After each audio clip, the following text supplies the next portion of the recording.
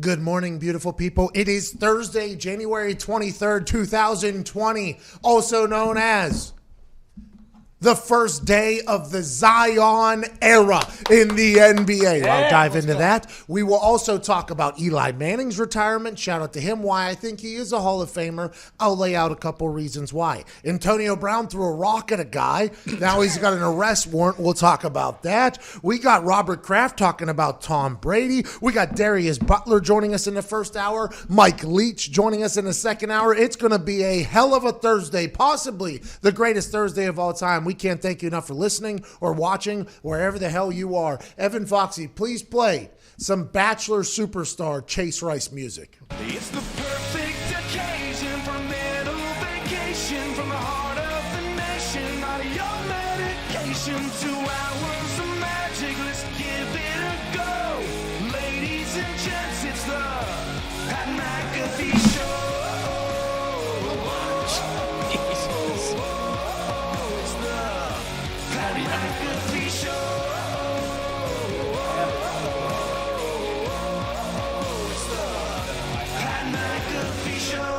You're damn right it is, Chase Rice. And today is Thursday, January 23rd, being joined in Indianapolis, Indiana, by an entire cast of characters that I truly enjoy spending the days with. At Boston Connor is on the casting couch. Sitting on the other side of the couch, a Canadian illegal immigrant, Gumpy, is here. Thankful to have you here, Gumpy. Thankful to be here, Pat. Your beard looks very good. Very, very good. It's getting some grays in there. And you said you have something you want to talk about. What was it today?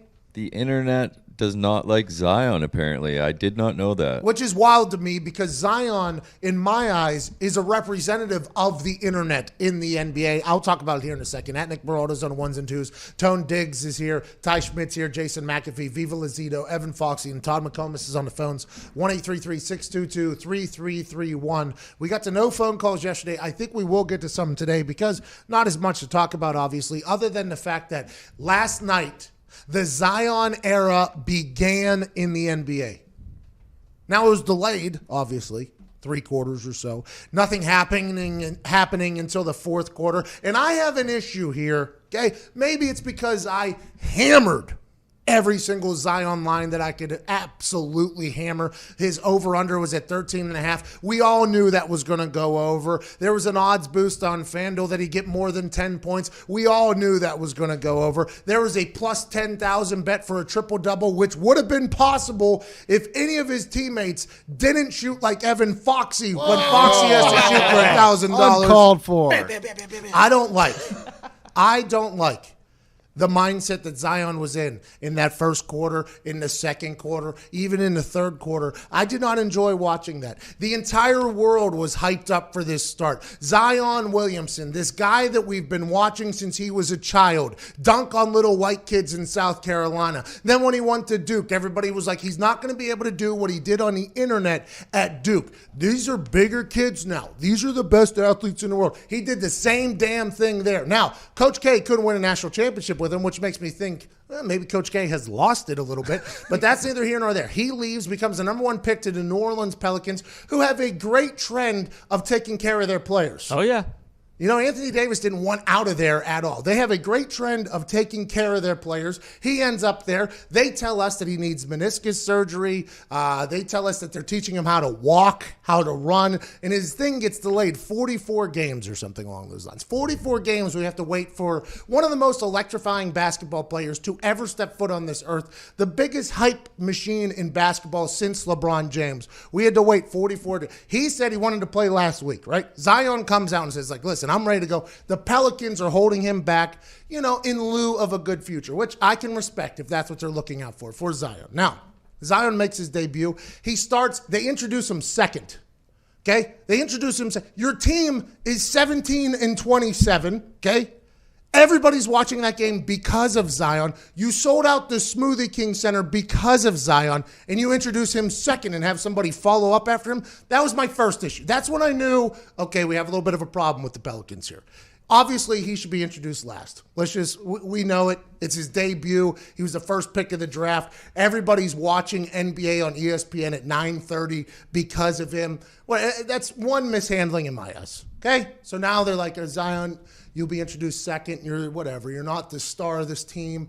We've been playing without you for 44 games. And it was obvious that the message that was sent to Zion by his coach, Alvin Gentry, who was fired from the Phoenix Suns. Then he won a championship or a couple with the Golden State Warriors on the bench with Steve Kerr coaching. Now he's the head coach of the New Orleans Pelicans, who have a 17-27 record. 17-27 record. What Zion should have been told before that game was, hey, listen, Zion, you can do no wrong tonight. The entire world is watching your debut. Everybody has been watching you dominate on the internet for all these years. When you get in there tonight, you shoot your shot. You have the time of your life. Know that nobody in this locker room or in this organization is expecting much from you. We understand you haven't played since the preseason. You go out there and do whatever the hell you want to do. You're the face of our franchise. You're the reason this place is sold out. We are thankful for you. You get that rock and you go make magic. Instead, what I think was told to him was, Zion, you're a part of a team. You're not going to be able to do what you did in Duke here. This is a team that's already operating. You pass the ball. We have good players. Because whenever he was on the court, he looked scared to death. As soon as he got the ball, he didn't even look at the basket the first 3 times. And everybody's like, well, what if that's Zion? You think Zion, this natural-born killer on a basketball court, is going to get scared to go to the rack? No, he was obviously told by Alvin Gentry to play team basketball and to do this and do that. And let's not get crazy. Because every single time Zion got the ball, I don't even think he looked at the hoop for the first 4 minutes he was on the court of a 5-minute run. I don't even think he even took a peek at it. He was so scared. He was passing the ball all over the place. I thought he was going to get a triple-double if any of his teammates could shoot. I think he would have had 10 assists in the first quarter because he was refusing to go to the basket. Then finally in the fourth quarter, Zion, I think, somebody in the crowd said, Zion, enough with the crap. Take it to the rack. And he just started dominating. 4 for 4 from 3 when everybody talked about in college, well, he can't shoot. He didn't have to shoot. He used to just be able to jump over everybody. Gets hurt, works on his 3 a little bit, banging those in, grabbing rebounds, making the best athletes in the world look amateur. And I think if Alvin Gentry would have made Zion feel the way he felt in the fourth quarter going into the first quarter, he possibly drops 95 points last night. 95 points last night. I am so pumped up about the Zion. He looked in terrible shape. He looked in the worst shape that he's ever looked. He looked like he possibly gained 45 to 50 pounds in the last couple, and he was still dominant on the basketball court whenever he wanted to be. Once he gets in shape, gets his diet together, maybe gets a coach that wants him to succeed, maybe just like the internet, everybody will come around. I'm excited for the next 10 years of dominance for Zion Williamson. Don't love that he's in New Orleans for the Pelicans. Love the city of New Orleans. Like what the Saints got going on. Don't love the Pelicans organization. Having them go out second, basically, and I didn't like that. I am pumped for the Zion era to begin, and thanks for making me a lot of money last night, Zion. You had a good fourth quarter, not only for yourself, but for me, a very good fourth quarter. 8 for 11 from the field, 1.4 points per minute played. His teammates were 0 for 3 on 3 balls that he passed to them. I mean, it reminds me of Lamar Jackson. Well, what if he gets hurt? Well, what if we don't ever get to enjoy how good he really is? That's real. Right? That's real because there was a lot of people, like whenever he came out, and Colin Cowherd said Zion's debut, big dud or whatever. Mm-hmm. Now, granted, it was very boring there. For a little bit. It was very, very boring at the beginning. And whenever, it didn't even look like the same person. Like, it literally didn't. He looked scared to even have the ball in his hands. And I think that was the team. I think that was them telling him, like, hey, remember, team basketball. This isn't like Duke. This isn't like those little white kids you were dunking on in high school. This is a different world up here. It's like, was that what LeBron was being told whenever he came into the league? I doubt it. I think LeBron wore those saggy shorts. He had that weird, he had a T-shirt on, I think, under his thing, and he was just taking it to the rack every time. Your team stinks. They're 17-28 now. You got the number 1 pick. He's ready to go. They take him out. They say a doctor told him to take him out. I can respect that. They're also the same franchise that said they had to teach him how to walk again. It's just like, I don't know if I love the way the Pelicans have handled this whole thing, but I am pumped that Zion's out there dominating again. It's tough to think that he would end up signing with that. Like, it feels like he's going to be there and then he's going to go to either LA or New York or something like that. Like, I don't think New Orleans is a place where he's going to stay. You can't imagine that he would. Well, I mean, I forgot Lonzo Ball played basketball until last night. He should have been the most thankful, by the way, that Zion's on their team, because I forgot he was even playing in the NBA until last night. Now, I know NBA fans probably know that, and they watch. I didn't watch a lot of NBA games. I watched on Christmas. I watched on Martin Luther King Day, and then this. I obviously obviously watched strictly for Zion's debut. I forgot Lonzo Ball was even in the NBA. He looked pretty good, too. Yeah, he got better. Good. He looked pretty good at basketball. Good for Lonzo. This team is going to beat the Lakers in the first round of the playoffs. Not right. They are. Tony. Because of Zion? I respect that. He helps. He helps. But, I mean, Brandon Ingram is really, really good. Drew Holiday's good. They had a lot of injuries to start the year. And the connection, the too. number one pick in the draft was him injured. too. But them acting as they're treating him as if he's just some schlub. It's like this is the guy. Start feeding the guy. Make him the focal point of your off. What are we even doing? You look at how good Morant's done on the Grizzlies. They gave him the keys. Here. This is your team. French? Yep. Morant. The only reason that game was on TV was because Zion was playing, and they introduced him second. Like, I can't believe as soon that. as I saw they introduced him second, I was like, oh, no. This is why Anthony Davis wanted the hell out of here. New Orleans, by all accounts, great city. Saints, great franchise, great organization. Beignets. Love the players, love Drew Brees, love the fans, have always loved their time. That Pelicans organization, I think, is a real problem. I think they're a real problem. I am not happy that my guy that I've been watching for like 45 years on the internet, just dunking on everybody, has ended up in this trap of a. Think about if Zion was told, you go do whatever the hell you want tonight. We are a bad team. 17-27. We are not a great team. Nobody's even talking about us to do anything. You're the number one pick. We haven't even been on television since. Nobody even knows we exist. You go out and do whatever the hell you want. If he was told that and he was a little bit looser, do you think what happens in the fourth quarter potentially happens earlier and maybe they win that game against the San Antonio Spurs? Like, is that something that's maybe should be thought about? Instead, I think it took a while for him to get comfortable and all that stuff. But I think it's a coach's job to get a mindset of a player comfortable. And for me, I think Alvin Gentry failed on that, and I hope it goes better going forward, that he proved himself now. The number one pick in the draft proved himself in the fourth quarter now. Maybe they'll let that offense run through the guy. One of Zion's main pros, though, throughout his career and they talked about at Duke, how unselfish he was. Yeah, good guy. Yeah, so I don't know if Gentry told him, hey, you're not a superstar, this is the NBA, all of that. Or maybe Zion's just really unselfish. And Zion didn't even look at the hoop. He didn't even look at he was passing the ball to people I didn't even know played in the NBA. Let's go. It's your team, pal. If he's getting the ball and passing or whatever, that's cool with me. But it's like it looked like he was scared. And it's like maybe that if people are saying, no, that's because Zion was scared to be there, it's like, well, it's a coach's job to get a guy into a groove. It's a coach's job to motivate a guy. It's a coach's job to make sure everybody knows, like, hey, we are going through this guy, whether he likes it or not. It's like, come on, man. The guy's the number one pick in the draft. And they say they're trying to protect him. Well, look at where he got hurt. Playing in the preseason worth nothing. Absolutely nothing. So if you were trying to protect him, it should have started then. Well, and he, by the way, fourth all time in preseason scoring. I saw that little stat yesterday. He looks like he's potentially 290, 300 pounds. They said he was 285.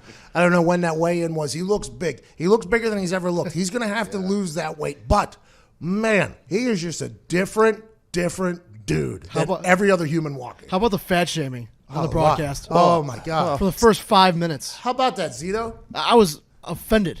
So was I. I don't like the guy. Like, hey, let's take it easy, huh?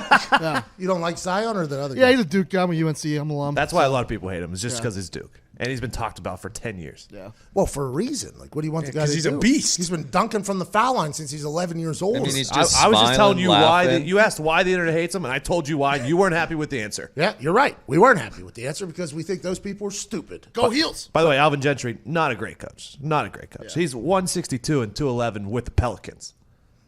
This guy. Get him out. Get him out of there. What are we? Are we trying to protect this kid? Are we trying to make him the? Now, granted, people that said Odell Beckham Jr. was a 27-year-old kid, wrong. I think if somebody's 19 years old, we can still say kid. If somebody's trying to protect this kid and get him in good hands, I know Alvin Gentry won a championship up there on the Golden State Warriors bench. Imagine how Steve Kerr would have had Zion Williamson ready to go last night. Steve Kerr would have been like, hey, man, listen, tonight, you do whatever the hell you want to do. I'm excited to watch it. If you can get a 360 dunking, go ahead and do that. You do whatever the hell you want to do tonight. We are 17-27. 17, because I didn't know much about them. Diggs told me yesterday I think somebody. Spurs defense stinks. Yeah, they stink in that the Pelicans are on a little bit of a run or something. Oh, yeah. Yes, They're big time. I was like, okay, so his Pelicans team must be near good or something like that. So it might be tough for Zion to get in there, just like with the Green Bay Packers when Devontae Adams came back and the offense was rolling. It's hard to just drop in a superstar whenever something's rolling. And then I saw the record, 17. This team stinks. This team stinks. They're young too, so he could easily just come in and be the guy right away, but they're just choosing not to. I didn't like that. I think it's going to have to change. I do think he showed incredible maturity last night, though, because I think going into the game, everyone assumed like you're going to get like 3 or 4 of those like posterization dunks, and he was just doing what the defense gave him, hitting those open threes. If he can hit uncontested and open threes like that, people are going to have a serious problem with and him. he struggled very hard for 3 quarters in the scoring department, and then just to be able to pop off in the fourth quarter, I think that's a lot of mental strength. I am a massive Zion fan. Just because whenever you can see a human that can do things that other humans cannot do, which is what he's been doing on the internet for literally it feels like the past 10 years. I'm like, I thought he was a representative of the internet almost in the NBA. To hear that the internet hates him, I don't love that. I know that's our guy. Hey, Zion is literally our guy on the internet. This is our dude over there. I'm excited to see what he does. I hope they can get him a little bit better, maybe support from the coaching position. Yeah, I mean, they're only 4 games out of the 8 spot. I think they're going to get it. Yeah, because if they're going to give Zion's going to have to steal opportunities from that team somehow. They're not run the offense through the guy. Mm-hmm. Just run the offense through the guy. What are you going to do? Lose some more games? You've already lost it almost 30 times. Like let's just run off. Now, granted, maybe he wasn't practicing as much, so they couldn't change their offensive set, things like that. I can understand the excuses, but to me, it just felt like Zion was a little bit trigger hesitant. Nope. Trigger shy? There we go. Mm-hmm. Trigger shy. Hey, Nick. We got to get to a break. When's the last time you were... I was mad. I woke up this morning very mad. Hey, he's the guy, though. 22 points in 18 minutes is absurd. Yeah. Wait till that turns to 30 minutes a game. They have 2 young stars. Yeah, the future is good in New Orleans. Yeah. They need bring someone in, though. I legitimately woke up mad, especially when he popped off in the fourth quarter. I was like, he must just stink and knows that he stinks and doesn't want to embarrass himself. And they're like, no.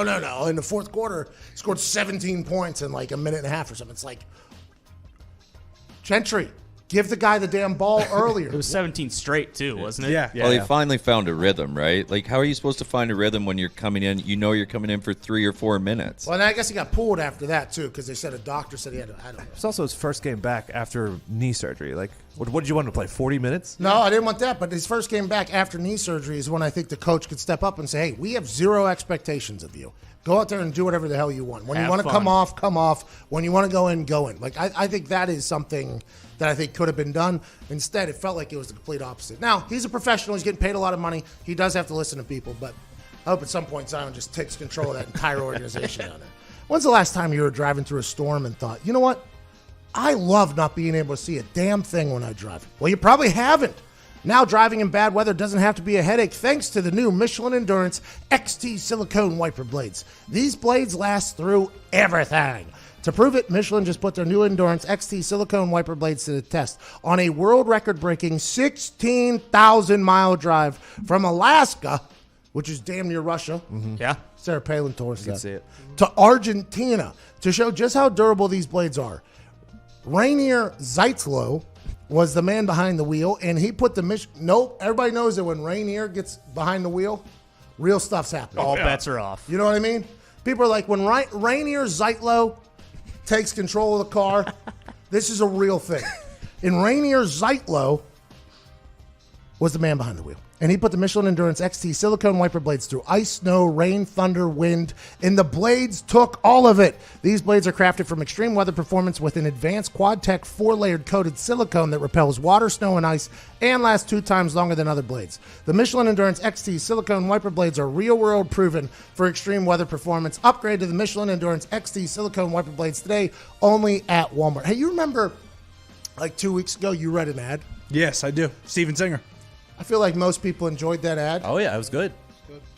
We have to make up a read for them because you read it and I didn't. That's how stupid the radio marketing business is. We'll be back on the other side. This is the Pat McAfee Show.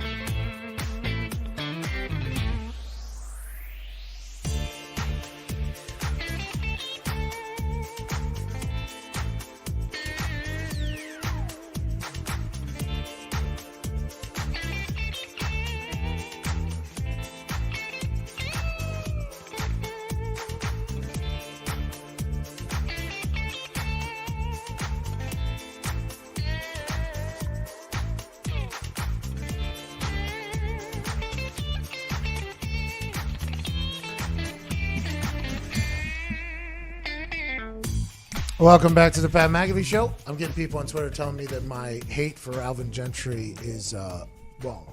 Well, they didn't watch the game then. Well, these are the same people that wanted Zion to fail last night, though. These are the same people that wanted that. Anyways, let's move forward.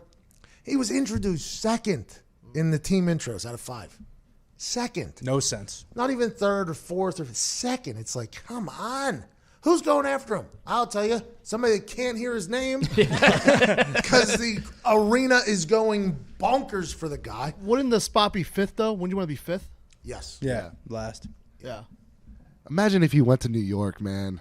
They would have treated him so good. If Zion would have went to New York? Yeah, because they were the one that's supposed to have the number 1 pick. Oh, yeah, because they stunk for it. Yeah. Now, that's another thing the NBA does that's stupid. You tank an entire season so you can get a 17% chance to get the number 1 pick overall. It's terrible. That makes no sense at all. I wouldn't have put it by the Knicks, like ruining his knee, though. I mean, that terrible organization. Like he might, right. you know, Good point. he may have never they- played again if he went there. If they taught him how to walk and run, Yeah. it would not be the same story. Speaking of New York, not an easy place to play and be a professional. A lot of eyes on you, spotlight on you for a long time. There's a man that called it quits just yesterday after a very, very award-winning career.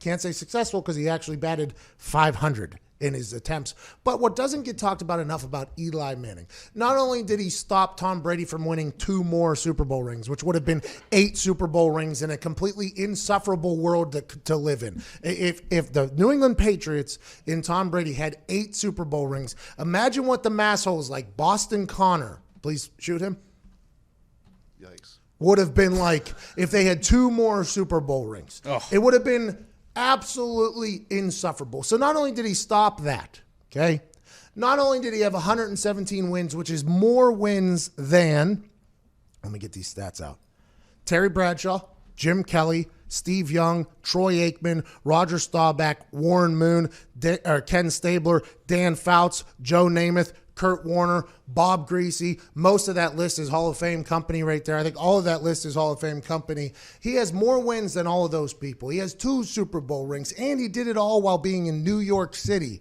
which is not an easy place to play, and he handled it in a pretty classy fashion. I mean, the most bad PR he's ever gotten is the fact that he traded himself from the Chargers to New York, and also that he got benched for Geno Smith. Those are the only bad things that are ever really talked about Eli Manning. Everything else is kind of legendary. He's playing Flip Cup at a West Virginia bar in New Jersey a couple weeks ago. All his teammates like him. There's all these stories coming out about these things he does behind the scenes that nobody hears about, whether it's tipping or hosting events or doing things like this and giving back to charity.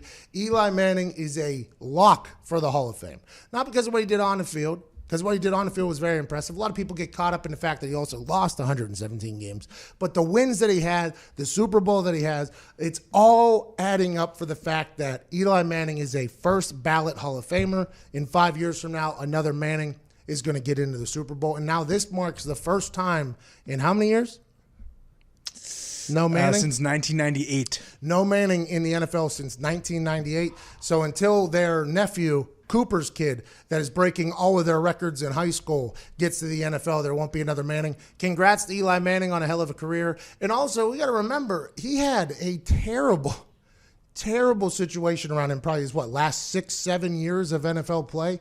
But terrible. I mean, that guy that had the slick back hair that was their head coach. Ben McAdoo. That guy was a terrible head coach. Everybody can admit that. Gettleman, for all of his, interesting guy as well. So let's put into, a little context the losses that he's had, with also talking about everything he's dealt with, the amount of years he played in a healthy fashion. I mean, Eli Manning is a guy that's a lock at the Hall of Fame. Yeah, I mean, if he didn't play the last 6 years, his record would have been Exactly. much better. Exactly. He went 6-10, 6-10, 11-5, good year.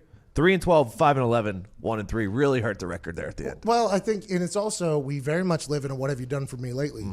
What have you done for me lately? And Eli Manning has not done great in recent history, which is a lot of people's recent bias, which are also a lot of the people that utilize the internet and social media are the people that are probably coming into age and into, real active fanhood during Eli Manning's crap years. You got to remember there, for the first 12 or whatever years of his career, whatever it was, he was impeccable. Not impeccable, but he was a damn good quarterback that made something out of nothing on a lot of occasions, and he stopped Tom Brady from 2 more Super Bowls. Well, and you look at some of those guys you mentioned, like Joe Namath didn't win a playoff game outside of that year they won the Super Bowl, threw 173 touchdowns and had 220 picks. So he basically got in for that one iconic moment. So if you're going to pick and choose there, like Eli's had plenty of those iconic moments that would be deserving enough for him to get in. We have to remember that I very much think that all these subjective awards are stupid, Hall of Fame included.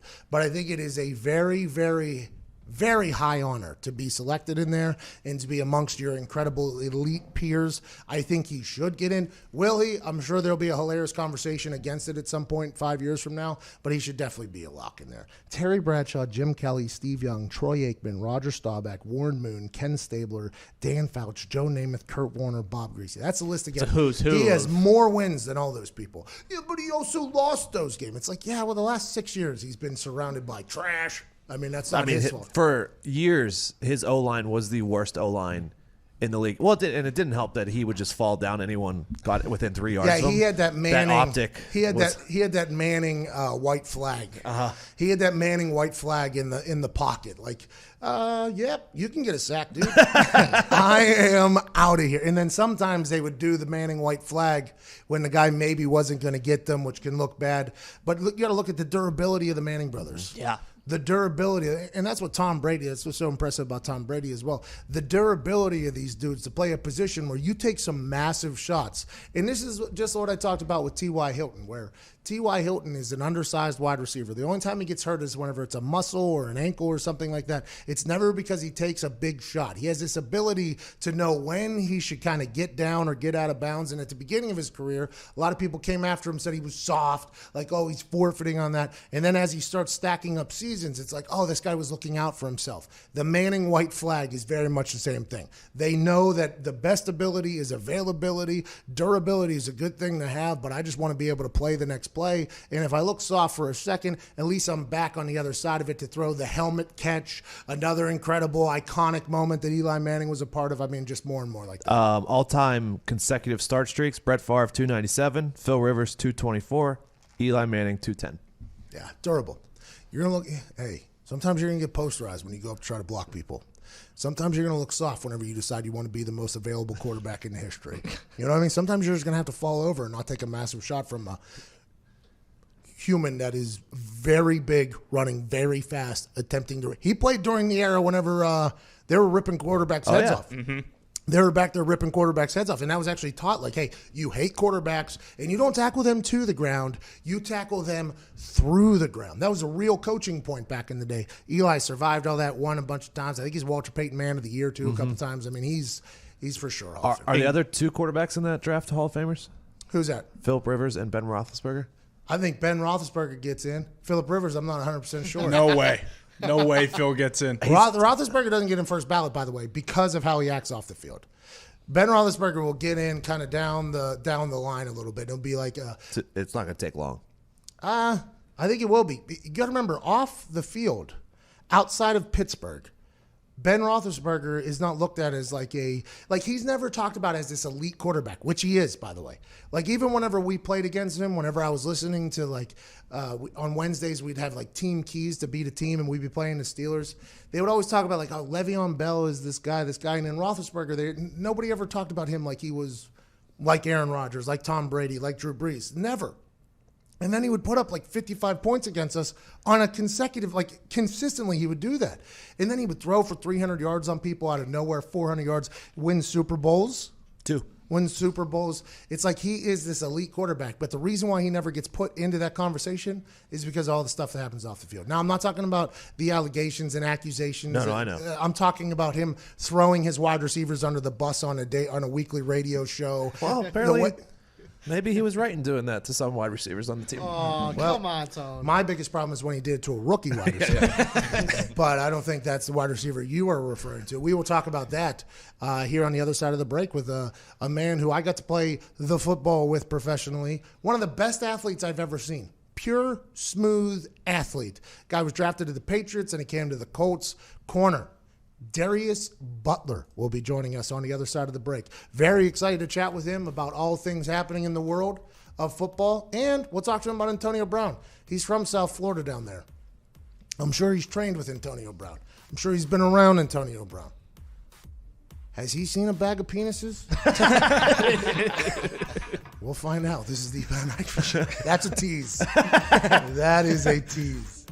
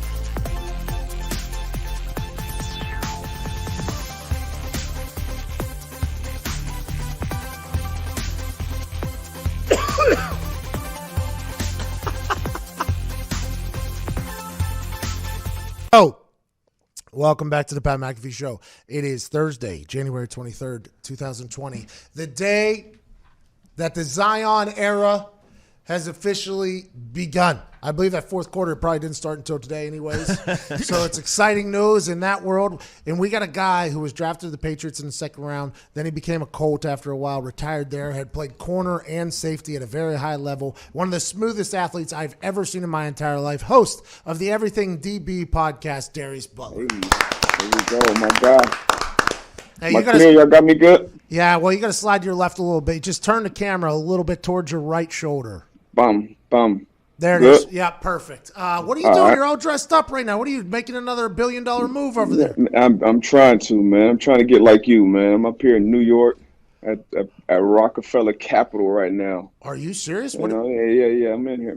I'm in somebody's office. They let me use their office for this call. Hey, I'm happy. Like it's mine. I hope you make $1 billion. That will be your office someday. Let's move forward to some topics. You're a big basketball player. I've always said, after watching you play basketball, that if Darius Butler wanted to make it into the NBA, he probably could have done that. You see Zion Williamson last night, I assume. What were your thoughts of him? And how much do you hate Coach Alvin Gentry like me?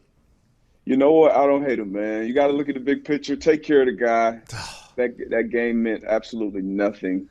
On the big scale, didn't mean anything. I was glad to see him get out there. He started off shitty, obviously, and then that fourth quarter hitting those threes, like it was something out of a movie. I would have loved to see him come back and hit a buzzer beater for the win, but got to take care of the kid. I think they should have told him, like, hey, this is your castle. Here's the keys, pal. You do whatever you need to do. He looked scared that first quarter when he got in. He looked scared. Every time he got the ball, he just looked scared. I mean, he was. Yeah, it's been a while, man. It's been a while since he's been out there, and it was his first one at home. It was a big moment for the kid, but he showed up. He's a gamer. He's always been a gamer from day one.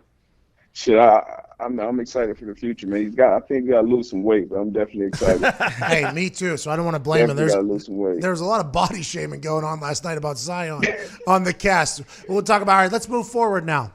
Everybody's wondering what's going to be harder to defend: the 49ers' physicality or the Chiefs' speed, right? The statement is speed kills matchups. That's what everybody says. Speed kills matchups. Speed kills matchups. Do you think the Kansas City Chiefs offense, with all of the weapons, will be able to withstand the physicality of that Niners defense? And if they do, how do they go about doing it? It'll be a good game. It's strength versus strength, but I got to go with the defense. That 49ers defense. They're too physical up front. And your best bet against a guy like Mahomes and those weapons are to just rush for and get after the quarterback before. And San Fran can do that better than anybody else with D Ford back healthy, Bosa on the other side, all those first round picks up front. And on the back end, they have a lot of speed and talent on the back end as well. And those guys are well coached. You saw them, kick the Vikings' ass, kick the Packers' ass. Like they're well coached, they're healthy. So I still believe the defense win championships. So I got to take the 49ers with that strength. Does everything tick through the defensive line? I think obviously everybody's life gets easier where if you can get pressure on the quarterback. But it feels like that D line is just something that is special in San Francisco. It's special, and they built it the right way. It took time. Obviously, they sucked for a while, so they got a lot of high picks, and they used a lot of them on their front, and it's paying off for them. They obviously ended up with Jimmy Garoppolo in the trade, and then getting Bosa last year at the 2 pick, and this year at the number 2 pick. I mean, on the back end, it makes things a lot easier, and it adds guys in the secondary. So now if we can only rush 4, now we have an extra guy that can be over the top of Tyreek. We got a guy that can help on Kelsey. Oh. If we have to send 5 or 6 to get pressure on them, then now we're kind of exposed on the back end. So you want to kind of having a good front, just like the Colts back in the day when they had Mathis and Freeney, coming off the edges, and the other team is probably down 14 in the second half, and you're trying to battle back and drop back and pass. Like, guys are going to rush your ass. And I don't think KC has a good enough run game to, basically keep them honest. So we'll see. Okay, that Colts team you referenced had Peyton Manning at quarterback. Bill Polian's idea was we'll spend the money on the offensive side of the ball, and on the defensive side of the ball, we'll feed Freeney and Mathis. We'll get a lead, and then we'll let those two eat. There's another Manning, obviously, it just retired yesterday. Eli Manning retires yesterday. Now the conversation this morning is he a Hall of Famer or not? This guy has 117 wins at quarterback in the NFL, 2 Super Bowl wins, and he was able to do it in New York City with, at the end of his career, a lot of terrible, I think, decision makers around him. What are your thoughts on Eli Manning's career? And that question is he a lock for the Hall of Fame or not? I think he's a lock. Me too. You beat Tom Brady and Belichick twice in the Super Bowl. I mean, that puts you in my opinion. It should. Obviously, you can see his career 117 and 117. Like, it's typical Eli Manning. Like, it's nuts that it actually ended that way. Yeah, exactly. But I mean, he had a great career. 16 years, long time to play. Long time. He was pretty healthy for the most part. He had till they ruined his streak with freaking. I don't even want to go back to that, but they gave him. He went out the right way. I loved his career, but he's got to be a lot. Got to be a lot. Has to be. I think so, too, especially because he was able to handle it as the face of a franchise in New York City. I think that just heightens everything up even more. I mean, honestly, I think that is not an easy thing to do. I'll be excited to see how Danny Dimes handles it all as well, just as he comes from this. He looks like the same guy, man. Let's be honest. They really do. Exact same coach, same same facial expression, same everything. Danny Dimes just is a little bit more athletic, I think, obviously. That's probably the difference. More, yeah, a lot more. Yeah. All right, let's not bury Eli. Right? I mean, take it easy on the guy. Hey, down in South Florida, there's a real situation cooking with Antonio Brown. Real situation. I mean, it is a different level right now. And I don't know if you were at the Patriots when Aaron Hernandez was there or not, but after watching that, Aaron, I was. You were. Yeah, I was at. So it's crazy. I knew Aaron since he was like 15 because I went to school with his older brother, DJ. And so Aaron used to actually come up in the summers and like work with us because he was obviously a beast in high school. So he used to work with us. So I knew him, knew his family well. Me and his brother went to college together. We stayed there 5 years, captains 2 years together, and still have a good relationship. So that was a tough situation to see. And then he gets drafted to the Patriots his rookie year, and we're teammates. So it was crazy to see him kind of spiral out of control, kind of be around the wrong crowd, and shit just really went left. Did anybody in the locker room know that he's potentially leading this life outside of the locker room, or was it two very separate lives? I think it was very separate. I was only with him for 1 year, in the league, but in rookies, honestly, he was probably one of the hardest working guys, I've played with. Always wanted to do extra shit after practice, get better. But you kind of, people have their own lives off the field, but that's something you would know. It's a lot more guys that I played with that I would expect it living that type of life off the field before I would expect it from Hernandez. So that was wild. That's what I said that whenever the documentary. I just watched a documentary. Have you watched a documentary on Netflix yet? I did. What were your thoughts on it? They got a lot of good information. They had good interviews. Some guys I didn't really see the point of them being on there. Like the offensive lineman from the Patriots, I don't think it was any point for him to be on the I agree. thing. But I didn't fully understand. Maybe it was because he was trying to show like how hard it is and how hard people try to hide their sexuality while I didn't fully see every conversation I've had with people in the NFL, by the way. Every single about that documentary have said the same thing. They're like, I have no idea why that guy was in the documentary. I didn't see the point. And they kind of, went in a lot on and then the other guy even talking about, their relationships. I just don't like that type of stuff. But obviously the other things, the incidents, obviously, the people want to see, the people want to know the information. And I learned a lot, honestly. It was a lot of things that I didn't know that I know would fuck anybody's mind up. Outside of the football. Darius, you can't say that word. Darius, you can't say that word. You can't say the F word. Sorry. Yeah, I mean, it makes sense what you're saying, though. I concur, but we are running this entire interview on delay. I was just told it here. Okay, so after watching that, though, and then they talked about how his brain was that of like an 80-year-old person with dementia, and how you have this conversation about concussions, and now there's an attack going on the original Will Smith doctor that did the CTE thing. Do you think there's a potential tie to brain health with what's going on with Antonio Brown right now? And now I don't want to give Antonio Brown any excuses. I think he's acting very insane right now. He is not acting of a normal person. It is his job to take that into reins and his friends to do that. But after seeing what happened to Aaron Hernandez, I think I'm a lot more conscientious to the fact that, Antonio Brown might really be going through some real problems inside of his head right now.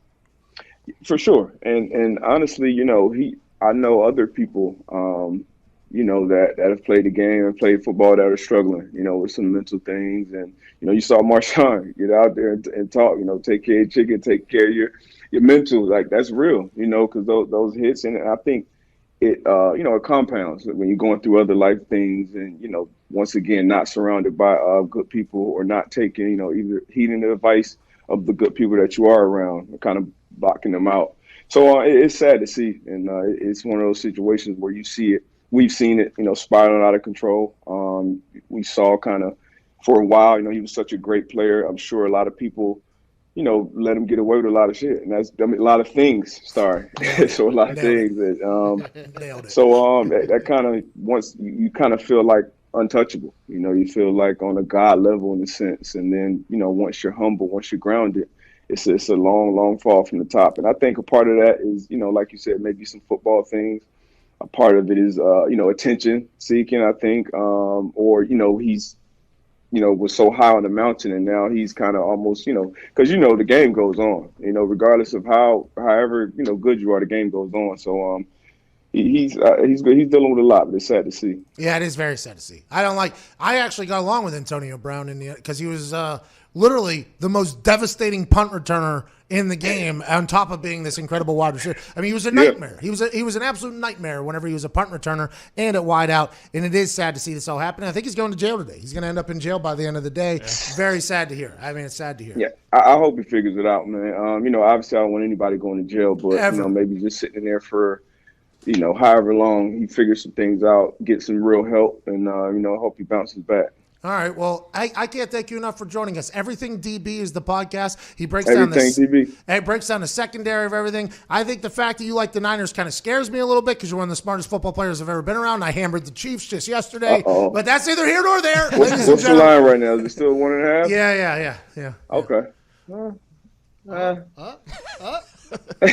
All right, ladies and gentlemen, Darius Butler. You should have told me this yesterday. Sorry, go Niners. All right, I'll see you. Appreciate you, Darius. That Antonio Brown thing literally it's a sad scene, man. It is a sad scene.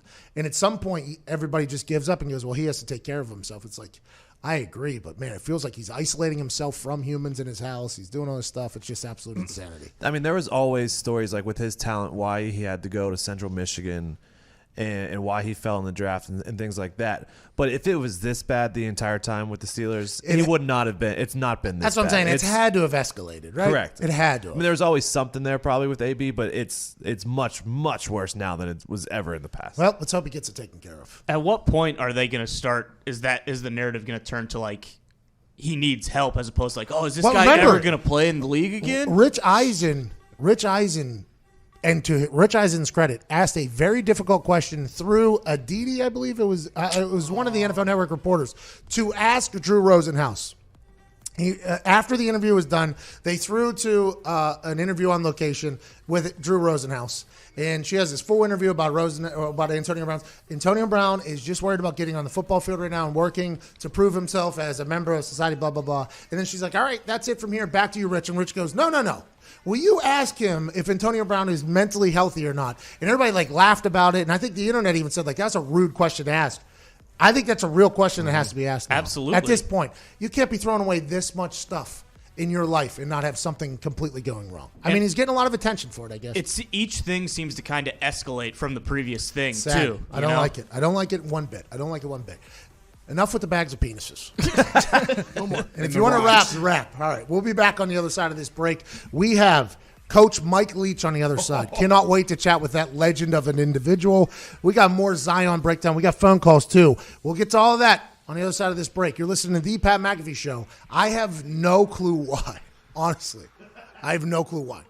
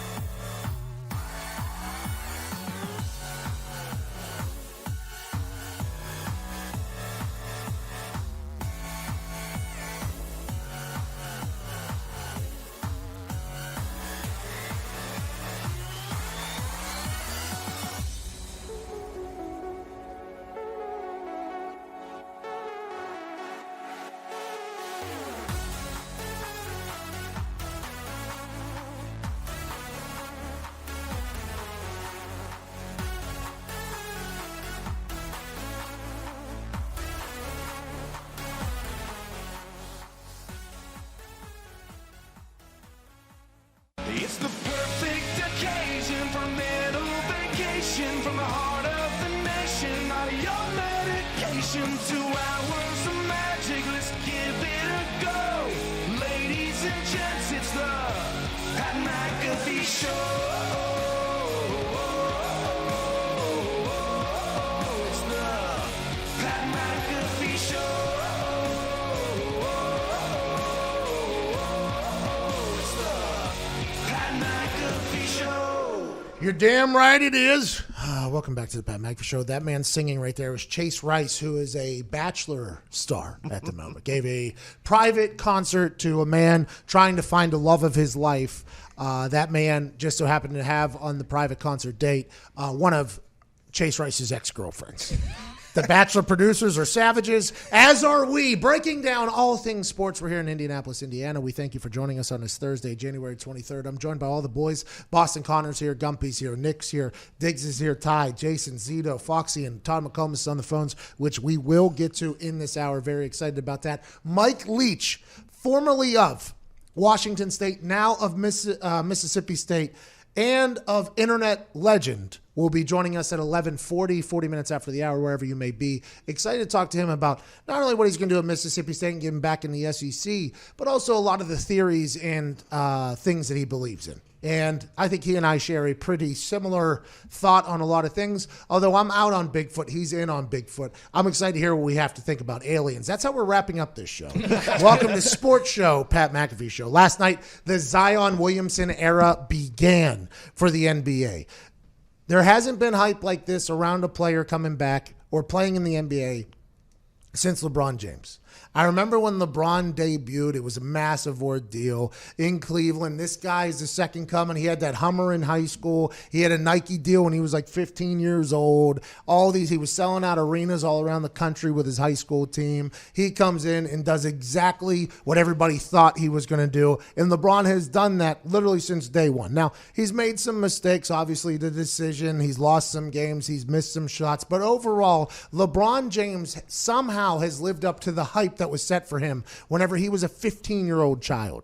Zion, same exact situation. The hype may be even brighter because of the way social media and the internet is. We've been watching highlights of this guy play basketball since he's like 12 years old. He's been dunking on little white kids in South Carolina on my phone for what feels like the last 20 years. Then we watch him go through high school and dominate. Then we watch his highlights week in, week out, day out, dunking, yamming, smiling, laughing. He ends up at Duke. Nobody understood why he ended up at Duke or how he ended up at Duke. But when he got to Duke, a lot of people said, he's not going to be able to do what you see him do on the internet at Duke. Wrong. He did the exact same thing he was doing on the internet at Duke. 360 dunks. Pins off the top of backboards. Incredible assists. Now, everybody thought he didn't have a jumper because he didn't need one. And last night, after a 44-game wait from preseason until last night, because he was injured, because he had surgery, because the New Orleans Pelicans said they have to teach him how to walk and teach him how to run. And it seems like they were holding him back. Zion said, I could have came back last week. They said, no, we're going to wait until Wednesday, January 22nd, 9:30 at night. And you're going to come in and play against one of the greatest coaches in the history of the game, the San Antonio Spurs, in your debut. ESPN carried the game. The Smoothie King Center was sold out in anticipation of Zion's debut. This guy we took with the #1 overall draft pick is going to finally start a legendary run that people are going to talk about forever right here in New Orleans, right here for Pelicans fans. As the ESPN broadcast started, they said just moments ago, the Pelicans starters were introduced. They cut to that clip, and I noticed very quickly that they introduced Zion second. Okay? They introduced him second. That is a young team with a bunch of nobodies, and they introduced him second. They're 17-27. They stink. They introduced him second. He's the only reason that ESPN is carrying the game. He's the only reason that the arena is sold out. And instead of introducing him last and giving him the curtain call, the respect of like, hey, you're our guy, they introduce him second. I'm like, okay, set the tone early with Zion. Let him know he's just a part of the team. And then he looked gun shy in the first quarter. He gets in there for 4 or 5 minutes, looking to pass every single time he gets the ball. I don't even think he looked or made eye contact with the bucket until about 5 minutes into his first stint as an NBA player. He looked scared. He didn't look like he was confident or comfortable. He looks like he was told by the team, maybe even the organization, like, hey, remember, you're not going to be able to do what you did at Duke here. This is a team sport. We already got things going. We're 44 games into this season now. We already have 17 wins under. You have 27 losses. It felt like he was told almost that he shouldn't come in and demand the ball. It felt like he was told that he shouldn't come in and just expect to dominate. It felt like he was told to kind of take it easy and slow and rely on his teammates who already have NBA experience. That's what it felt like just for watching. Now, was I watching it thinking that because I bet a lot of money on him to score points and to do a lot of other things? Probably. But I think if you just looked at that, he was not the same Zion that we've watched on the internet literally for a decade. I feel like I might know more about about Zion Williamson than Alvin Gentry does. I feel like I might have watched more film on Zion Williamson than Alvin Gentry potentially has, because this guy in basketball, there isn't a lot of people that make you go, oh, I want to watch this guy play. There isn't a lot of people that do that. Kobe was one of those guys. Allen Iverson was one of those guys. LeBron James was one of those guys. Shaq was one of those guys for a while. Zion's one of those guys. When he was at Duke, I was like, you know what? Don't love college basketball. Don't love it. If I want to watch a bunch of people miss jumpers, I'd go down to LA Fitness. Okay?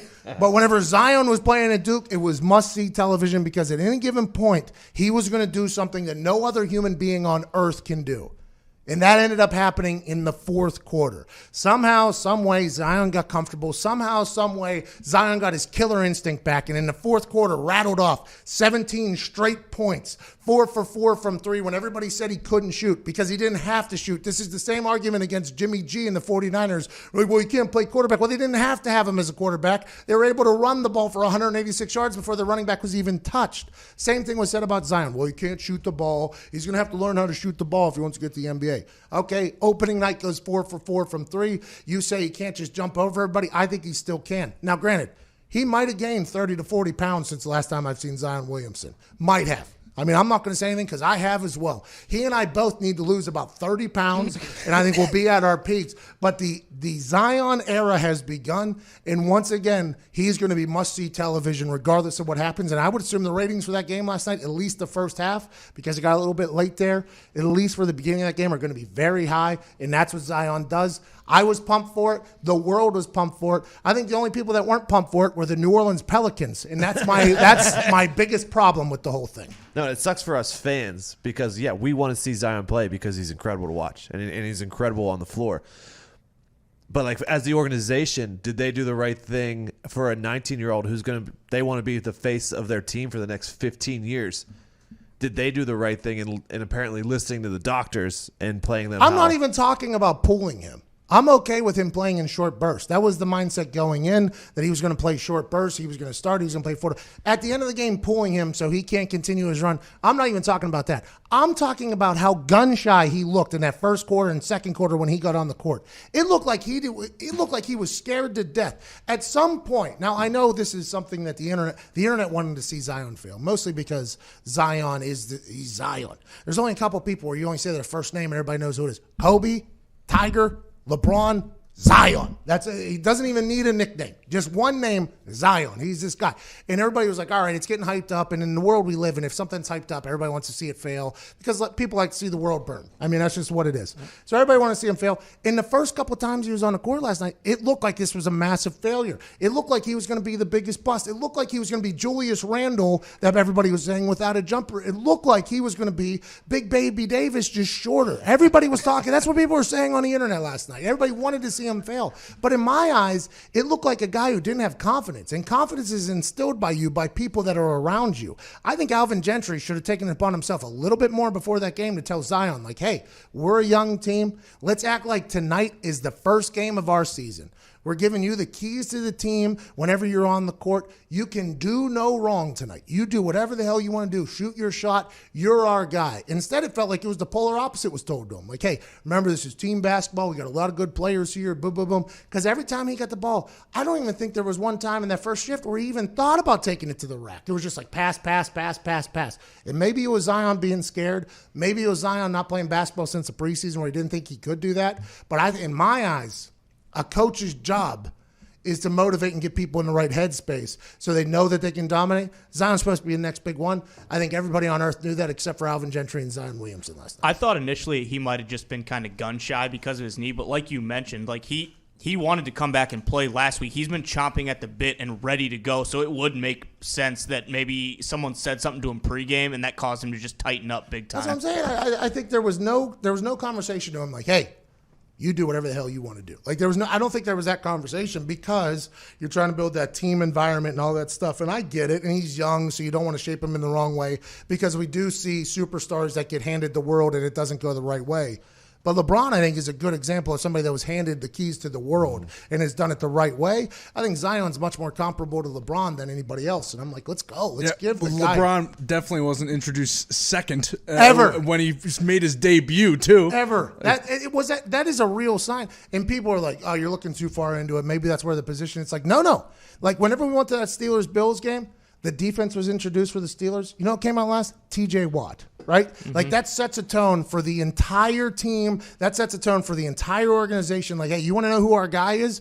It's this guy. And they introduced Zion second instead of fifth. I think that sets the tone early. Like, yeah, he's just a part of the team. He's not a superstar. He's just a part of the team. It's like, no. You look around and see more tickets sold than ever in this place for a basketball game. You want to know why? It's because that guy you just introduced second that you should have introduced fifth. Who went after him? Nobody knows. Couldn't hear his name. There was Zion chants happening in the entire arena. Yeah, so I looked it up. Drew Holiday went last, and he's like the veteran on the team. And if he's been going last every single game this year, is it weird for them to put Zion? Like, is it like, hey, this 19-year-old is... No, they've been playing in front of 400 people all year, too. It is not weird. This is you're saying Drew Holiday is more important to the squad than Zion. For me, that might seem like something that's so small, but it's just a message you're sending to everybody. It's like, yo, they need to just go, this is our guy. Like, this is our guy. We picked him number one. He is a game-changing talent. This is our guy. I just think... Like, was it Drew Holiday's team? Maybe. Like, maybe in the locker room it could be Drew Holiday's team or whatever. He's the leader. They'll probably advise people or whatever. But I think Drew Holiday even knows there ain't nobody watching or going to that game or expecting Zion not to be the guy there. You know, and that's just my problem. I think you're right, especially with the NBA mentality and how they push personalities and market that. I think it has to be him. Yeah, it has to be. It's a big deal. He also maybe comes in and explodes and gets real hot if he is feeding off like the infectious energy inside there. Yeah, like, he said at the end of the game too, "Leave me in. I can win this game for you. Like I can get it done." Like, he has confidence in himself now, but it's unbelievable. Let's get to Sam, who's 13 years old from Virginia Beach. Sam, I don't know why you're listening to this show. What's going on? Oh, 13-year-old doesn't even know. Hey, you know, Sam, when Zion was 13, he was jumping over kids. Okay, Sam, I need you to do just the most electric phone call in the history of phone calls as a 13-year-old. Sam. You think he got gun shy there? Sam's dad told him when you go on there, don't do too much. Just kind of, just know your role. Fit in, know your role. Instead, I wish his dad would have said, "Hey, Sam, you're going to dominate out here." That kid called in 27 times. He kept getting disconnected. That poor kid. Just for that. I think he got disconnected probably right there. It sounded like. Let's go to Jerry. Jerry, what's up, bub? Hey, what's up, Pat? How are you? in a fish tank? Oh, sorry. Hey, Foxy needs to channel his inner Jimmy Chitwood. I don't even know who that is. Foxy, you millennial bum. Come on. I've never seen the movie. I'll come up there and run the picket fence with him, and we'll get this done. I appreciate that, Jerry. Hey, quick question for you, my friend. Yeah, buddy. Okay. Tennessee has 28 free agents. Now, as a player, would you take less money and keep the same core group of guys, or would you guys go somewhere else? Because the end result is trying to get a Super Bowl. And great question, Jerry. I have said that I think Tannehill, who's already earned $45 million guaranteed from Miami, which is already generational wealth, $45 million in guarantees from the Miami Dolphins whenever he's playing quarterback under Adam Gase, and he was terrible at football. Then he goes to the Tennessee Titans. He comes in replacing Marcus Mariota with Vrabel's squad and has one of the best runs quarterback had the entire season. Was like number 1 or number 2 quarterback all year in efficiency, and they rattled off a bunch of wins. They get to the AFC Championship. He's already earned $45 million. A lot of the responsibility of that offense was handed off to Derrick Henry. I think Ryan Tannehill is a guy that you can look to potentially taking a team-friendly deal just to stick around because he's seen how terrible football can be at a place that's bad, and now he's felt how good football can feel whenever you're good. I think they offer him a 2-year deal, maybe $40 million guarantee, which would be a great deal on a top 5 quarterback. Get him $40 million. That's $85 million in guarantees for Ryan Tannehill. That is a lot of money with still more money to be made after that. You pay Derrick Henry, and then everybody else you got to figure out. I think situations are situational, Jerry, when it comes to people that are taking player or team-friendly deals, honestly. Because some people, you got to remember, yes, football is a kid's game. Yes, you play for the love of the sport, but this is also a business. And if guys can make money that will take care of their family and set up future generations of their family, you have to go and do that. To hell with how much you're going to potentially win or lose. Ndamukong Suh did it. Ndamukong Suh took $100 million from the Miami Dolphins. Knew they were going to stink, but he had to do it because he even said, I'm a businessman. That's what it is. So you got to, it's kind of a balance on who's already got money, who has already been paid in the past versus who's been waiting for this paycheck for a long time, who's a 5th-round draft pick that has been underpaid for what he's been able to do, or a 6th-round draft pick that's been underpaid for what he's been able to do, and somebody else wants to offer him. It's very hard to say, all 28 guys should do that so they keep that thing together whenever you have no idea where people are coming from, how many family members they're supposed to take care of or feel obligated to take care of. It's just a whole different world. Yeah, if you're Derrick Henry, who's only made $5 million so far in your career, and this is probably your last contract, give me every single dollar I can get. Derrick Henry is going to get every single dollar he could possibly get, whether it's with the Titans or it's not. Somebody's going to pay him a lot of money, and he has to take it. If you're a Titans fan, you're just banking and hoping that it is them. There's this guy in Philadelphia that we've been hearing about for years, and I'm reading this, Connor, not you. Okay, good luck. Have you ever read one of these?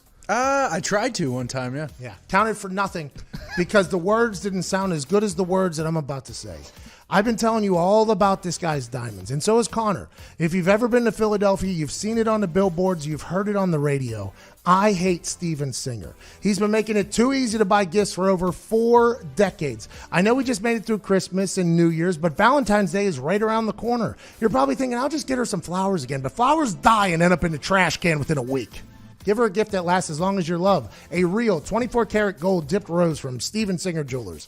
Picture it, a real long stem rose preserved and dipped in 24-karat pure gold. This real rose will last forever and comes with a lifetime guarantee. Shipped for free in a beautiful gift box with your own personalized message of love. These roses won't wilt or die, and they don't even need water. And to remind her each and every day of your love. If this is your first, Steven's Signature Red Rose is a classic at only $59. Go online to IHateStevenSinger.com, click on the roses, and become a hero this Valentine's Day. That's IHateStevenSinger.com. Steven Singer Jewelers, one place, one price.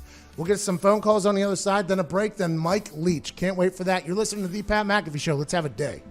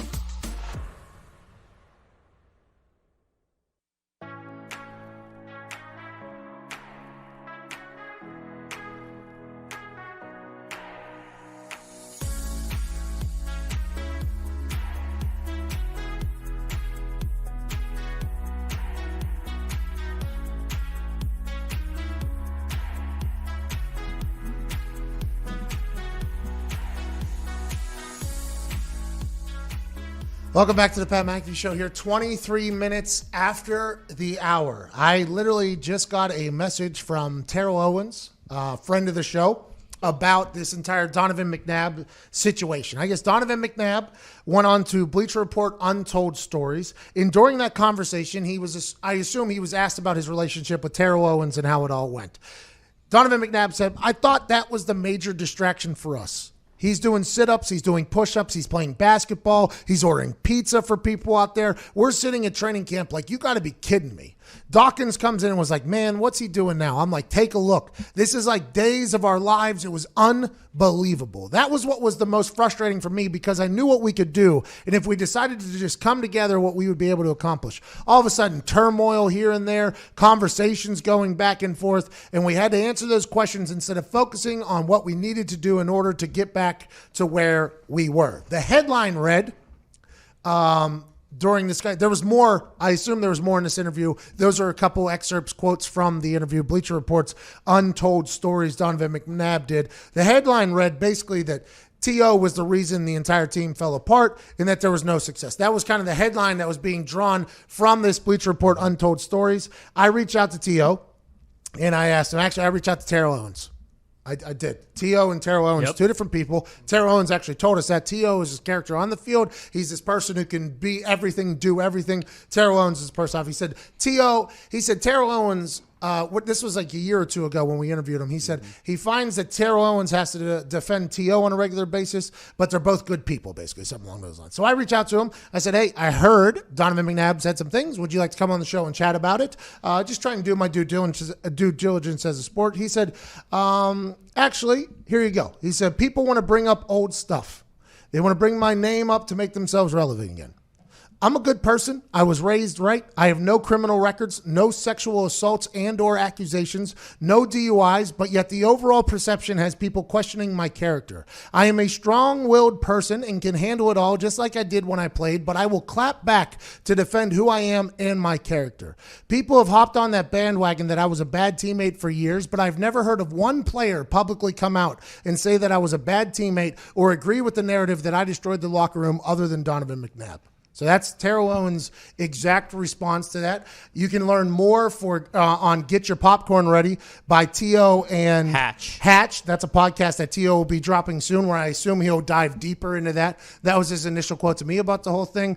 Honestly, I think I had that view that Terrell Owens was a bad guy and that he was always a distraction and all this stuff, because I think that was the narrative that was painted to us by everybody. Now, I think social media kind of has taken that out of the world that we live in. Back in the day, the only things that we heard about people were through media members that wanted to tell you things, right? You never heard about punters. You never heard from me. You never heard from kickers. The only time you heard about kickers or punters was from broadcasters that knew nothing about kicking and punting, but whatever they said about it was gospel. You never heard about stories about people doing bad things unless they wanted you to hear those stories. They would hide other stories and display other stories, and it's not lying. It's just picking and choosing a narrative that they want you to believe about a certain person. Happened to Jay Cutler a lot because he didn't have a great relationship with the media. They decided to show him at his worst moments when those moments were potentially happening to other people. They were just choosing not to show you that because they wanted the image painted in a certain way. The T.O. image that was painted for a long time was this attention-starved athlete that could never get out of his own way and was a cancer to a locker room. That is literally the narrative that was painted about him by almost everybody on television, almost everybody. Then once I got a chance to meet him, not only in person, but on this show. And then you meet teammates of his that say, like, I love playing with T.O. He pushed me to become a better player. His work ethic was incredible. Once you start hearing these things about him come out, you go, wait a minute, I don't know what to believe. And the fact that these Donovan McNabb, Terrell Owens stories are still surfacing here in 2020 with Bleacher Report's Untold Stories, I don't like that this is happening again to Terrell Owens. I think he's been on the right path of doing things the right way. Now, granted, his choice not to go to the Hall of Fame and instead do it at his college is going to be one that many people are going to disagree with. But I think if you look what Terrell Owens has done in the last, 5-10 years, I think most of it has been very positive and something that you would want to be friends with and a part of. And when stuff like this comes out, it's always going to bring out the conversation that he was a bad dude. You're right. Outside of the Hall of Fame stuff, it feels like anytime his name is brought up, it's him defending himself on some guy who's just saying he was a terrible teammate, a cancer in the locker room. Like, he has, by and large, minded his own business and kind of just done him. By the way, still got it. I watched him in a softball game jump over a guy and land on third base. It was unbelievable. I was like, damn, look at this guy. He still got it. Still an athlete. I think he'll always be very confident in himself, which could rub people the wrong way regardless. I think he should be in the Hall. He is in the Hall of Fame. Should have been in the Hall of Fame earlier. I think he is a great player. But after meeting his teammates that played with him and chatting with him, like, oh, what was T.O. like? And they're like, hard worker, a guy that made me want to be better and stuff like that. You never heard those stories whenever he was in the league. And I think if those stories ever got out while he was in league, this potential narrative that happens and pops up every time something negative is said about him, they literally, anytime he does anything, it just gets popped up and thrown in our face. If those stories were being told, I think it's a little bit different narrative about Terrell Holmes. Also, didn't he play in that Super Bowl with a broken leg? Yeah, I was just about to say, dude who came back after like 12 days on a broken leg to play in the Super Bowl is a good teammate. Now, he was out there hurt. Am I saying this because Terrell Owens has come on the show and, gave us a really good interview and let me ask him about everything? Possibly, but I think it's because I know a little bit more about him than most people do that speak about him. Like, I've actually met him personally. I've got a chance to talk to him. He's given great conversations to us about the things. He's talked about those things. Get your popcorn ready with T.O. and Hatch. Mm-hmm. I'm excited to hear him kind of expand on that. But that is the difference between modern day and back in the day. Back in the day, the narrative was controlled by those who were given a platform by a big network. Now with social media, you kind of cut that person out. They can still have their spin, but this person's going to clap back immediately and be like, nah. What you just said is a complete falsehood, blah, blah, blah. That didn't happen back in the day. What you were told was gospel until you were told otherwise. It was more of a ignorance is bliss type world. Now it feels like we know too much about too many things, but I think if more stories would have came out back then by the networks, if they wanted to put it out, that T.O. was a good guy, hardworking guy, helped his teammates actually instead of hurt his teammates, I think this narrative is a much different one. Personally, let's get to some phones. Let's go to Jeff in Maryland. Jeff, what's good, dog? My bad. I'm in the gym. I'm assuming I'm on the same nutrition plan Zion was on. I gained a couple pounds. Jeff. Sorry about that. I needed to call in on behalf of all the longtime listeners and apologize for the terrorists that have been calling into your show. Thank you. And terrorizing it. Thank you. And don't die. I just want to say to Foxy. Your shots are still worse than them. Jeff, you don't mean that. You don't mean that. For the sake of the show, you do not mean Foxy, that. he's watching the same thing we're watching. No. Just terrible shot after terrible shot. Go ahead, Jeff. They've been pretty bad, Foxy. Pat, I just want to ask, in 5 years, do you think Zion will be in the MVP conversation? Yep. It'll happen in 3 years, I think. Maybe even next year. An entire offseason with a dietitian, a nutritionist. Now, I don't know if the Pelicans are going to be the right place for him. They're going to have to get a new coach in my eyes. Alvin Gentry, okay, I woke up this morning very pissed at this guy. Because I would have stayed awake for that fourth quarter. I DVR'd the game. This is what I heard sports shows people do. If you fall asleep, you DVR everything so you can watch it back in the morning. This morning, while I'm taking my morning grumpy, I'm watching the fourth quarter of that game, and I'm watching the player that I've seen on the internet for the last 10 years. This is just a baller, a killer, a certified killer on the basketball court. I'm just watching him. And I'm like, what the hell happened? I would have stayed awake for this, Alvin Gentry, if you would have got this in the first quarter. Maybe introduce him last instead of second. It's a whole different story. But I think with one offseason of him being able to, maybe get his body right, maybe do the yoga and all the stuff that people are saying he should do, which is what happens to professional athletes. This happens to people. I think he's going to be a whole different ballgame. Now, it is difficult, though. I will say this. As somebody that was large in my playing career and fit in my playing career, I was much more better when I was fit, but I was damn good when I was large, too. It's really hard to look yourself in the mirror and be like, oh, you need to get in shape because you're going to lose your job. It's like, wow. I'm probably going to get a raise after this season. I'm eating everything. It is very difficult to have that. He's going to have that conversation, though, because I think until I became like a fitter guy, I didn't really meet my potential. I think LeBron feels that same way, too. LeBron changed his body. I think like 9 years into his career, maybe 10 years into his career, he changed his body, and he's been able to prolong it and play at a different level. I think that's something that Zion's going to have to realize. I hope he does, and I think that's what everybody's saying when they're body shaming him all night. Jeez. Have you seen anybody ever get fat shamed like that before in a national broadcast? Come on. Not that I can remember. Oh, Zito. Well, they kept saying the third heaviest player in the NBA. I never seen anybody put up the heaviest player in the NBA. Yeah, who's the heaviest player? Nobody's ever talked about that. They should be scared too. I mean, if this is Fat Zion, wait till Whoa! he gets in shape. Oh, I said if it is. I don't think it is. If it is. The heaviest ones were all like 7'1", 7'2". Bobin. Not 6'6". A lot of bones. A lot of bones. Let's get to Jake in Washington, D.C. What's going on, Jake, over there in the Capitol? Yo.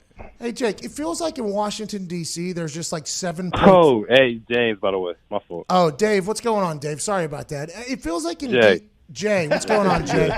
Hey, Jay. You good? Hey, happy birthday, Jay. It feels like in Washington, D.C., at any given moment, there's 7 different protests happening. Is that the way D.C. operates, or am I wrong there?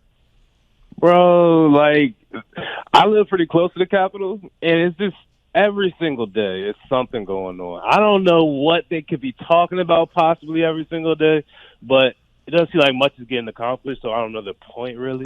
Well, Jay, if you But, could you tell, know, hey, you Jay, try to avoid that. Jay, if you could go make some picket signs and go out there and start picketing and protesting to tell Alvin Gentry to run that franchise through Zion Williamson's hands, I would appreciate it. Oh my!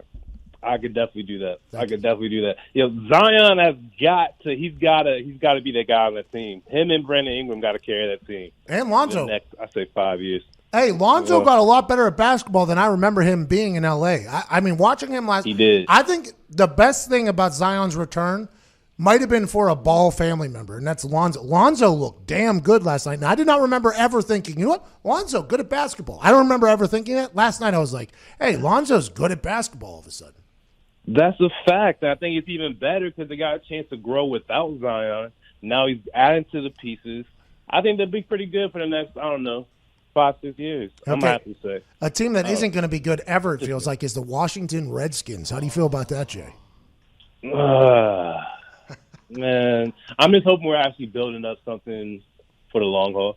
It sounds like Ron Rivera's a good guy. It sounds like he's bringing in good pieces. It sounds like Trent Williams might come back to the team. But, again, we've had, good situations before. The RG3 thing should have worked out, but injuries, then coaching decisions. So I never really know with this team. I just know I root blindly and just hope for the best. I respect that, Jay, a lot. We got to get to a break because we got Mike Leach on the other side of it. I forgot that Ron Rivera was hired by the Redskins. Mm-hmm. Foxy forgot that Jay Gruden was fired the other day. Completely. That's a shame. Early. He got one early down there. Then they had Callahan in there doing pretty good all of a sudden. I think Dwayne Haskins is a real player. Hopefully Ron Rivera will be able to get them to win, and hopefully Mike Leach will give us some magic on the other side. New SEC Mississippi State Bulldog coach Mike Leach joins us in just a few minutes. This is the Pat McAfee Show.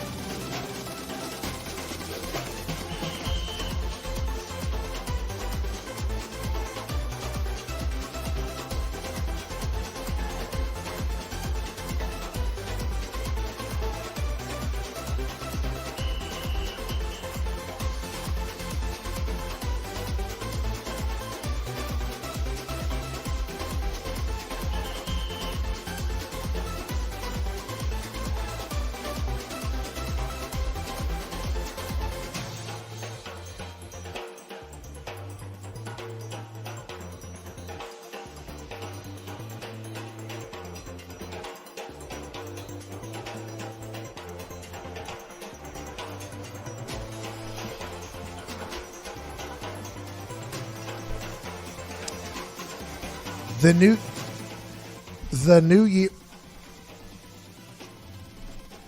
year is about growth and change.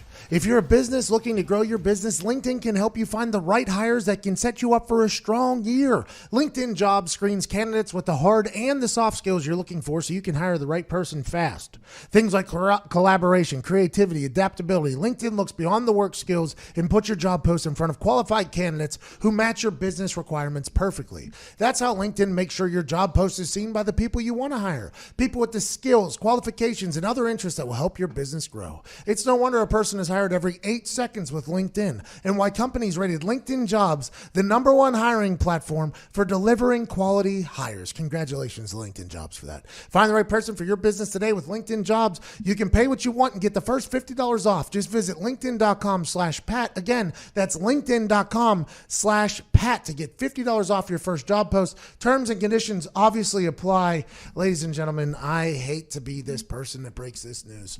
There was a conversation that was about to happen that I was looking forward to for about 2 years now. 730 days, unless there was a leap year, 731 days. I had been looking forward to chatting with this man on my show, whether it was the live show, the podcast, or just in person. Mike Leach, the head coach now of the Mississippi State Bulldogs, who was once with the Washington State and I think Texas Tech, is a man who, I mean, granted, his coaching style is one that is been taken off not only in college football but also in the NFL, the air raid offense, if you will. But his comments and statements during press conferences and interviews are nothing short of legendary. He'll dive into everything: mascots battling each other, Bigfoot, aliens, you name it. This man's brain is a deep one, much like Joe Rogan. In a conversation between he and I, especially with me on some vitamins, the questions that I would ask him I thought would get very good content out of him. We just called Mike Leach 4 times. Unavailable. Jeez. So no Mike Leach on the show today. I mean, That's tough. This was a morning where I woke up. Samantha, my fiance, has taken a girls' trip to Chicago for the day. I think they're doing a spa, probably male strippers and stuff. I have no idea. Whatever they're doing up there. So it was daddy daycare this morning, okay? I watched the fourth quarter of the Zion game, got upset with Coach Gentry. I go to the bathroom, I shower, I get ready, I take my dogs outside. I ask them to pee and poop outside. I come back inside. The littlest dog, his name's Chuck. He's a corgi. He's a prick. He pooped in the house already. Before I even could get him out, he already pooped in the house before I took him out. So it was a bad morning. But then as I was picking up that turd, which is about the size of the corgi itself, and dumping it into my toilet, hoping that he doesn't clog my toilet and out alpha me, the only thing that really got me excited about the day was that I was going to be talking to Mike Leach today. We called him 4 times, 5 times now, no answer. That's a shame. So instead we'll talk to Matt in Chicago, Illinois. Matt, good luck. What's going on, Pat? A lot. A lot's going on, Matt. I'm a huge Mike Leach fan too. But man, I'm trying to call about first passing on Joe Burrow. Makes absolutely no sense. I feel like in 10 years, Joe Burrow haters are gonna be like, well, he had the. I agree with what Matt just said right there. I agree that now the conversation is, do you take Chase Young or Joe Burrow #1? And I think that's happening just strictly because those who run shows like ours are looking into the future a little bit. And boy, it is going to be a dry place for sports talk. If we know Joe Burrow's going #1, we know Chase Young's probably going #2, maybe Tua goes #3. The conversations and debates have to start now so that we can continue them into the, as one particular executive from DAZN says, a dry take land. Shut up, Brumley. It's real, though. The conversation of Joe Burrow and Chase Young is just getting started, right? Who should you take? Who should you take? Chase Young, Ohio State Buckeye. Joe Burrow, formerly Ohio State Buckeye. Cincinnati Bengals, bum team in Ohio. Although they had a lot of wins not too long ago, could never really get over the hump. They bring in a new coach, and they try to win, and they stink worse than the team that everybody thought was going to try to lose. They're at a bad place right now. They don't have an indoor practice facility. Former greats of the game retired from there because they just didn't want to be associated with the franchise anymore. And nothing has changed in the front office department since those days. So to think that this team could potentially trade away the face of their franchise for at least the next 15 years, an Ohio stud, an Ohio star, a kid that went from throwing 16 touchdowns to 60 touchdowns because he ran an NFL-style offense instead of a college-style offense. To think that this guy who seems to be cool in all situations, a guy that loves Ohio, a guy that would relish the opportunity to turn around the Bengals, to think that the Bengals would choose not to pick that person is something that the Bengals could do. Nobody would be surprised if they did. But honestly, complete buffoonery for anybody else with a brain outside of the Bengals organization to even talk about. You take Joe Burrow and you ride that Burrow wave for the next 10 years. There's going to be some bad times early, I assume. That team's not just going to turn around overnight, but he's a guy that has grit. He's a guy that has talent. He's a guy that has a mentality that you want to have at quarterback, and Joe Burrow is going to take them to places that the Bengals have never been. Unless you plan on taking Chase Young and tanking for Trevor Lawrence, you take Joe Burrow. So you would take Joe Burrow over Trevor Lawrence, or you would take Trevor Lawrence over Joe Burrow? Not after that national championship. That's what I'm saying. So then you're tanking for a guy that you could have this year. What if the Dolphins offer all three of their first rounders for the number one? You take it. You take that. Think you have to, don't you? Yep. And then you just become the Bengals in perpetuity. You're the Bengals. You get two at 5, and then you have Andy play out his last year of his contract, and then Tua takes over. Andy Dalton posted a photo on his Instagram of him smiling. I'm happy to see that because Andy Dalton has been a victim of circumstance there at the Bengals for the last few years. People forget Andy Dalton, winning quarterback in the NFL. Winning quarterback. Somehow, some way, there was something that was mentioned the other day on my Twitter because a couple of Chicago blogs posted my quote. I mean, I was making fun of Zito during the quote, but they took that out of the conversation and just put my words. Saw that. Yeah, I mean, it kind of put me in a bad spot. But, I mean, I still kind of believe it. We said this last year. We thought that the Bears should try to make a move for Cam Newton last year. Whenever it was Kyle Allen and Will Grier and that whole thing was happening, Christian McCaffrey became the face of the Panthers and Cam Newton was sitting down there. I thought that the Bears should make a move for Cam Newton. I still think they should potentially make a move for Cam Newton or another quarterback.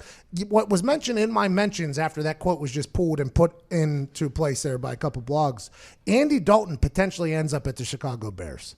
Andy Dalton gets moved out because they have Joe Burrow, and then the Bears potentially pick him up as a quarterback. Would you ever rather have Andy Dalton or Mitchell Trubisky? I would hammer the handsome ginger 10 times out of 10 over Mitchell Trubisky, Andy Dalton. Without question. Before this year, his record was 68-50.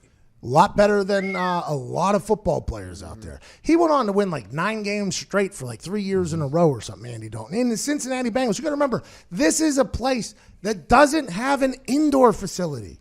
In Cincinnati, Ohio, it's not just the fact that they don't have an indoor facility. Think about that. If there's a lightning, you can't. What do? You'll practice in the gym?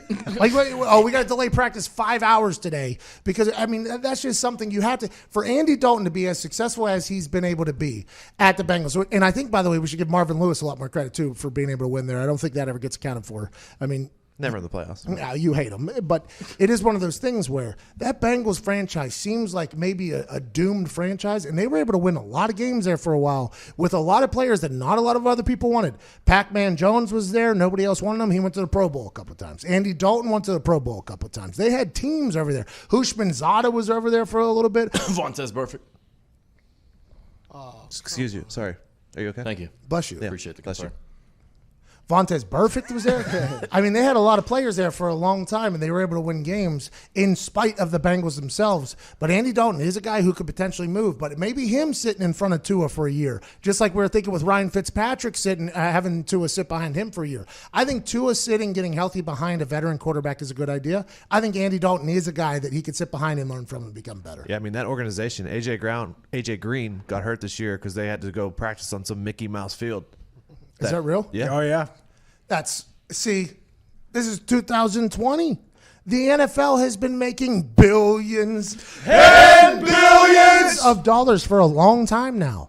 And it's an agreement about all of them make money. Like if they sell no Bengals jerseys, they still make money off of 30 other teams' merchandise sales. Now the Cowboys, Jerry Jones has negotiated his own deal where he only pays himself, which is hilarious that he's been able to do that. But everybody else has a licensing agreement together, so they're still making money regardless of how good their team is, regardless of how many stars they have or jerseys they sell or tickets they sell. They're still making money because the league is making money off these TV rights, and they still have yet to really be a professional operation. And that, to me, is hilarious in 2020 that the other owners haven't gone like, hey, man, you you kind of stink at your job, dude. Like, is there any way you can maybe hand off the power to somebody else and they can do it? The Brown family's like, absolutely not. We're going to run these Tigers right into the ground if we possibly can. And that's what they'll do. I think they'll do that until they can.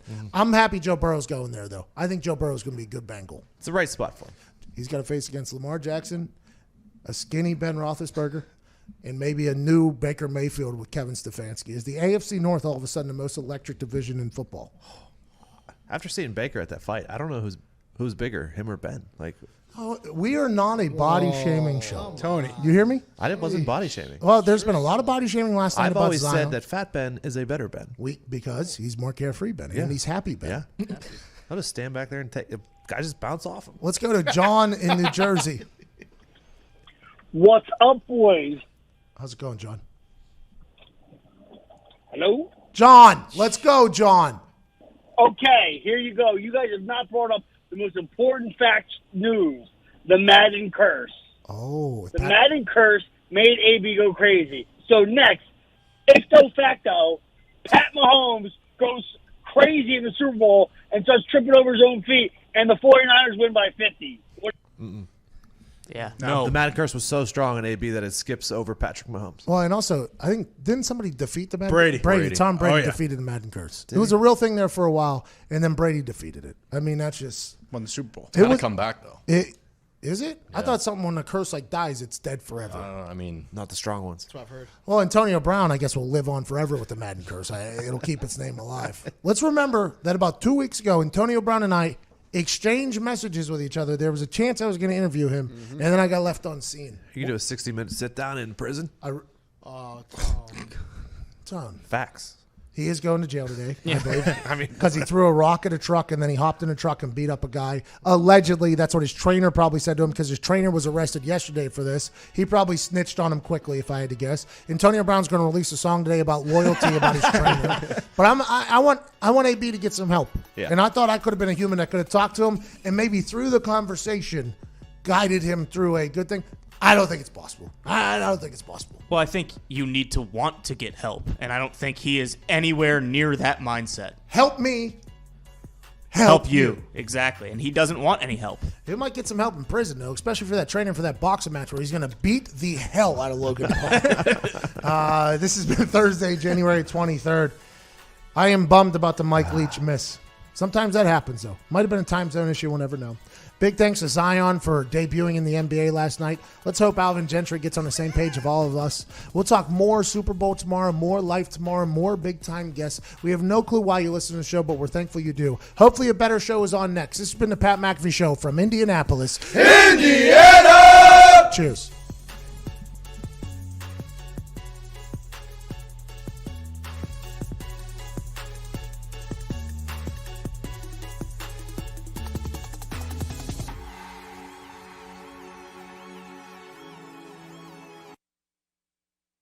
Hey, thank you, Dawn.